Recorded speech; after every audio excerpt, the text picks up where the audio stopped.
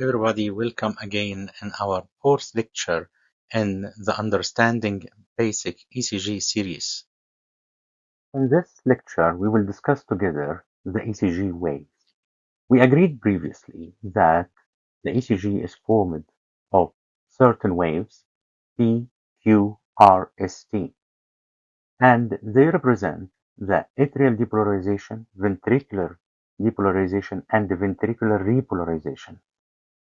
And the 12 leads ECG is repetition of such waves.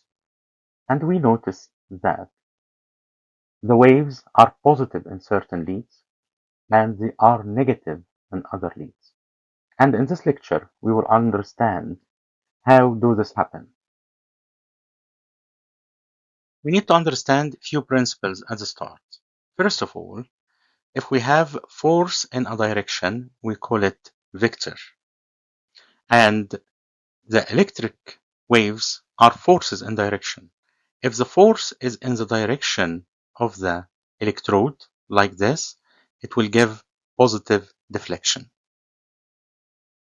If we apply this principle to the ECG, so if the electric wave or electric vector is in the direction of the electrode, it gives positive deflection. If it is away from the electrode, it gives negative deflection.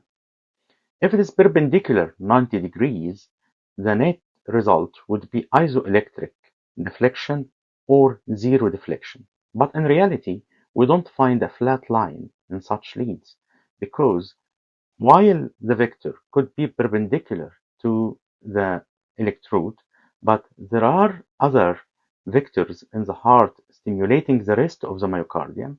Some of them could be in the direction and some could be away, which gives biphasic deflection.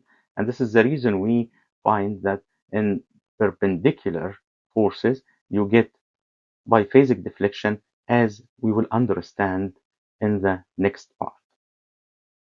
Let's try to understand how the ECG waves are formed and how the electrical forces, which are in certain leads, produce positive deflections and the other leads produce negative deflections.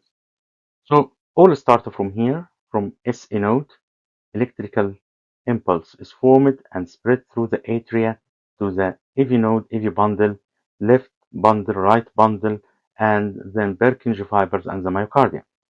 Let's focus on the ventricle. So the septum is stimulated from left to right because the left side of the septum has the left bundle, which is bigger than the right bundle and is formed of two fascicles, anterior fascicle and posterior fascicle. We'll give this force number 1. And then the left ventricle is stimulated. It is electrically dominant than the right ventricle as its thickness is 3-folds the thickness of the right ventricle. And then the right ventricle is stimulated. So you can see that the arrows of the septum and right ventricle, the ventricle are smaller than the left ventricle because as I said, the left ventricle has bigger thickness of muscle and more electrically dominant. Let's record such activity from two sides. So if we apply the principles we learned in the previous slides, so wave 1 in the direction, it should give positive deflection. So if we draw it here, is positive deflection. And 2 is away and will give negative deflection, and 3 is in the direction, will give positive deflection. If we record from the other side, 1 is away, so it gives negative small deflection. 2 is bigger in force and in the direction, so it will give positive deflection. And 3 is away and smaller, will give negative deflection. Now it's very interesting. So if we put here B wave and T wave, and B wave and T wave, oh, we have got the PQRST complexes of the ECG. Actually, this is the position of V1 and this is the position of V6. And this is how the same forces gave negative deflection in certain lead and positive deflections in the other lead. And this is how the QRS complex is drawn and formed. And in between V1 and V6, we have other leads in which you will find that the R wave is getting positive gradually, which we call R wave progression. And here, for example, you will find biphasic wave in the septal leads because the septum, the heart is more horizontal towards the left. And so if the septal force is perpendicular, the other forces forming the biphasic pattern. We look at the waves of the ECG one by one. We'll start with the P wave. The P wave represents the atrial depolarization. The P wave is positive in all leads apart from AVR and occasionally MV1. As we can see, the direction of the electrical impulses are away from the AVR, but it is in the direction of the rest of the leads, leading to positive P wave in all the leads and negative P wave in AVR, and as I said, occasionally MV1 as well. The second is the QRS complex, which is formed of negative Q wave and positive R wave and followed by negative S wave. It represents ventricular depolarization, and its duration is usually between 0.04 to 0.12 seconds, which is simply 1 to 3 small squares. The abnormalities of the QRS complex, either widening of QRS complex if it is more than 3 small squares, and this indicates conduction delay as in case of bundle branch block, or can happen also if the impulse is originating abnormally in the ventricles like premature ventricular contractions. Another abnormality is the voltage. So abnormally tall waves suggest ventricular hypertrophy, as we will explain when we come to this topic. URS complexes are followed by T wave, which represents ventricular repolarization. It is smooth and asymmetric dome-shaped wave, which is usually positive wave in all the leads apart from AVR. The T wave could be peaked T wave, or we call it camel hump, as in hyperkalemia, or could be flattened or inverted, as in case of myocardial ischemia.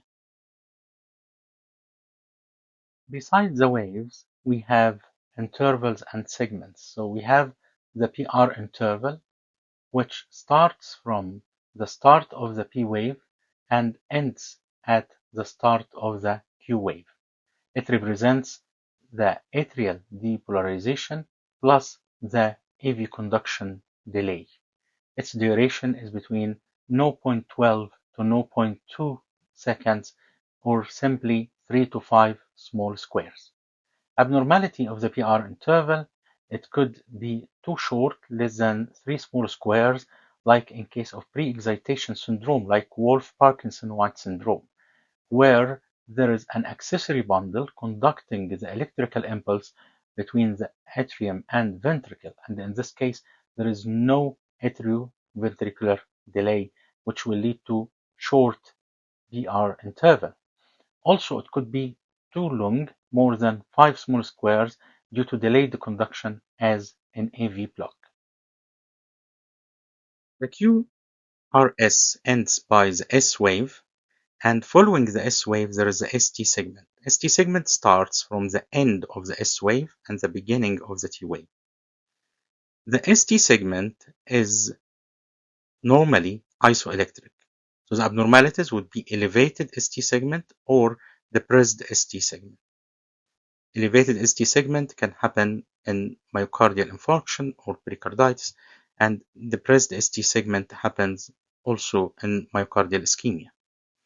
So how to know that the ST segment is isoelectric?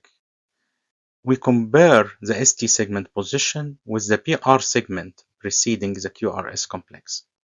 So by this we can know if the ST segment is isoelectric or normally or elevated or depressed. The normal deviation is less than 1 millimeter, which is less than one small square in the limb pleats. Then we have the QT interval. The QT interval, which starts or measured from the start of the QRS complex to the end of the T wave. So we said previously that the QRS complex represents the ventricular depolarization and T wave ventricular repolarization. So the QT interval actually represents the whole ventricular action potential, depolarization and repolarization together. You can see here the QT interval from the start of the Q to the end of the T. If you have fast heart rate, this will shorten the QT, and if you have slow heart rate, this will make the QT prolonged. For this reason, to accurately compare QT values between patients, we must calculate the corrected QT, which we give it a symbol of QT with small c. The corrected QT is calculated by Bazit's formula, and it is simply by measuring the QT from the ECG divided by the root of the RR interval. So say if you have QT on the ECG 0.36 seconds, which means 9 small squares, and the RR, it is 0.8 seconds. So dividing the 0.36 over the root of 0.8 will give you the output corrected QT of 400 milliseconds. The normal corrected QT in men is less than 440 milliseconds, and the normal corrected QT in women is less than 460 milliseconds. It is dangerous if prolonged more than 500 milliseconds. So a QT of more than or equal to 500 milliseconds is critical red flag, and it increases the risk of life-threatening arrhythmias. Finally, there is a small wave you may find occasionally in some of the ECGs after the T wave, which is called the U wave. So it is a positive deflection representing the final phase of ventricular repolarization. You know that the T wave represents the ventricular repolarization. The last phase or the final phase could be presented by the U wave, which is not always visible but appears as a small wave.